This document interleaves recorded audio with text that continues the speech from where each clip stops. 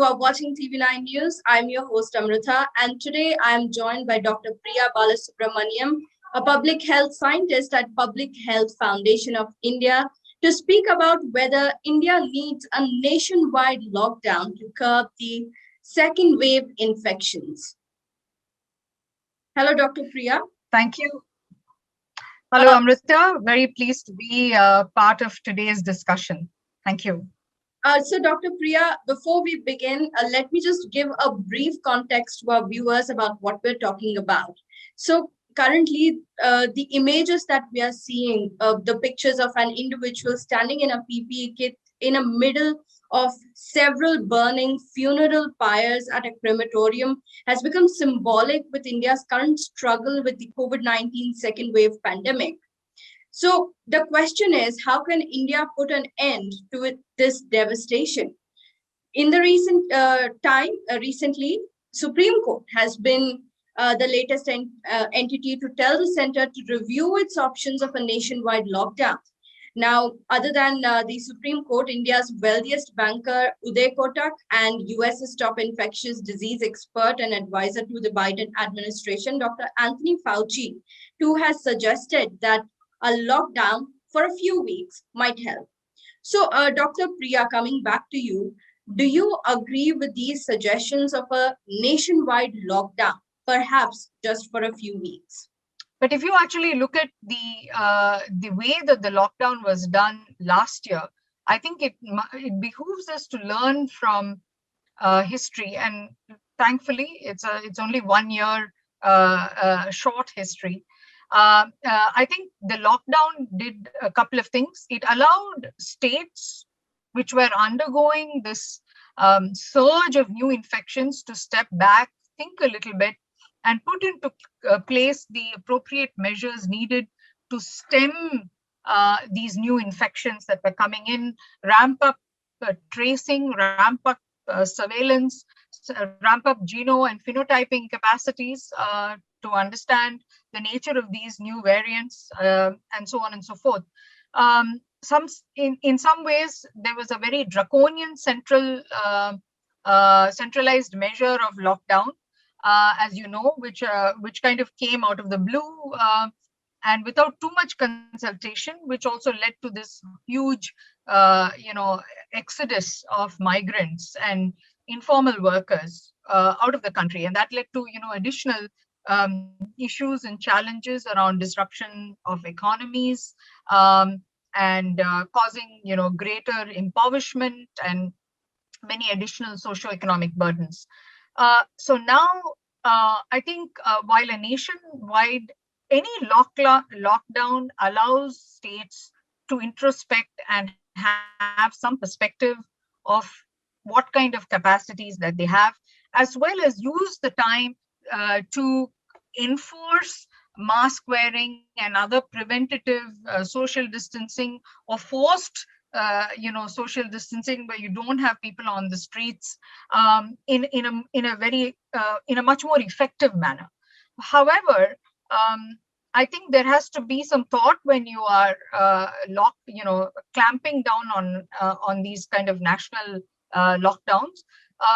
Firstly, because you have to understand what the lockdown is really going to achieve.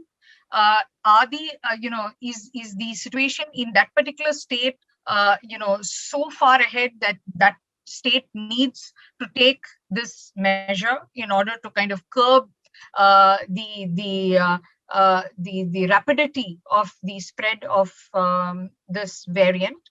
And the third is the issue of economic disruption. I think a lot of states are hesitant because of the terrible blow that this gave the informal economy, who are not made aware of this lockdown, beforehand. So I think there is this cautiousness to balance economic, the economic impact of a lockdown and the health impact of the lockdown, right? The health, how would it really benefit the population? I think a lot of states are already implementing their own versions of the lockdown, which begin at night and then end in the morning. And I think there are also progressive measures of lockdown. So 3 days a week in some states, or, say 8 a.m. to say a particular time in the middle of the day. So I think there are states that are already experimenting this. So I think we have to understand, what do we really mean by a national level or a national wide lockdown? How would this be implemented by states? Because right now Okay. we're not really hearing of a concerted national plan on how to engage states in dealing with these surges in their respective areas. So if it is going to be a centralized approach vis-a-vis a decentralized approach, where you allow states to weigh in and support states according to their priorities and needs, we are yet to hear that from the more centralized decision making that has happened in the country over the last couple of months. So, Dr. Priya, you say that a customized or a tailored lockdown in places where it is required is probably the way ahead. So, other than lockdown, can you note down, like, tell us a few points on how the state or the central administration can, in fact, put an end to the devastation that we are seeing in terms of the burden placed on the health infrastructure, so that people do not have to suffer the way they are suffering right now? So I think first comes first is to take stock of the situation in both public and private hospitals in terms of bed capacity, oxygen capacity, the need for oxygen concentrators, and address those tertiary level immediate points of care almost immediately. Take stock of the situation, map which are the hospitals that need oxygen, where are the bottlenecks happening, and maybe even use a lockdown to kind of create those maps, in particular states. So the first one is to address that. The second is, how do you channelize all this aid that's coming in? There have been aid sent by Europe and the US. There have been vaccine supplies. Which are the states that need oxygen? Which are the states that need vaccines, for example? How do we distribute those vaccines and oxygen supplies? Can the COVID app now be used to also maybe track oxygen supply to an individual or to a particular hospital in relation to patients undergoing COVID management or treatment? So that would be the second. And the third is to start ramping up infrastructure in hospitals, to maybe now start thinking about how oxygen supply has to be an integral part of both public and private facilities. What are we going to do if there's going to be a fourth wave? What needs to be in place to start putting together a kind of a blueprint in advance for the end of the year, even as we are dealing with things at the beginning of the year? So I think these are the three things that I think states and centers need to sit and discuss about.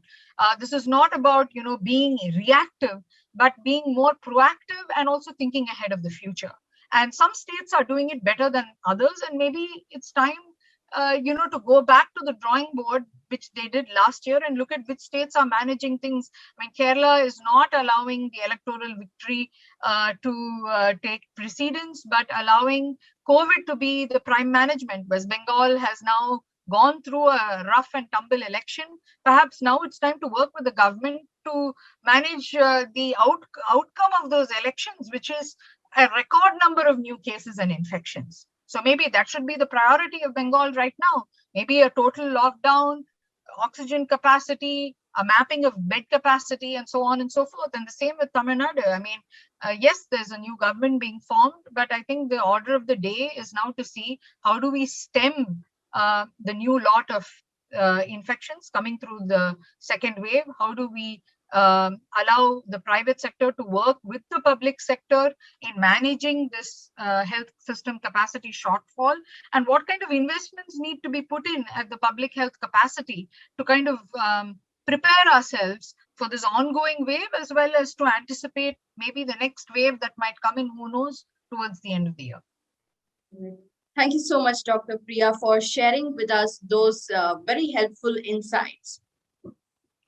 Thank you very much, Amrita, and wish you a very safe rest of the week. And hopefully, we will come out through this with as much success as we did during the latter half of last year. Yes, we do hope so. And for our viewers, do let us know in the comment section down below about what you think, whether lockdown is an answer or not. And also, thank you so much for watching TV9 News.